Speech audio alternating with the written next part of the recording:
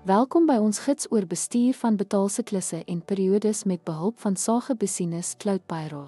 Hierdie noodsaaklike taak vir salarisadministrateurs verseker akkurate salarislopies vir verskeie werknemergroepe wat doeltreffendheid en nakoming in salarisbestuur verbeter.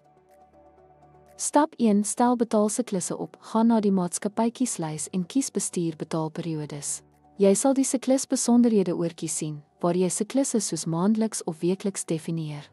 Voer 'n siklusnaam in wat jy maklik kan herken, soos salarisse of lone. Stap 2: Aanpassing van periodes. Stel die begindatum en einddatum vir elke betaalstaatperiode. Maak seker dat hierdie datums ooreenstem met die maatskappy se betaalstaatmaand en belastingjaar met inagneming van verpligtinge soos paaie indienings.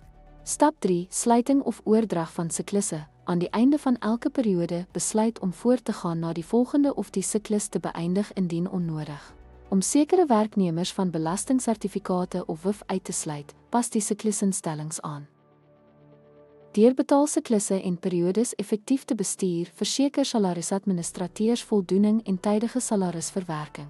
Sagebesinis se buigsaamheid maak aanpassing moontlik om aan organisatoriese behoeftes te voldoen wat doeltreffende salarisbestuur ondersteun. Dankie vir die kyk.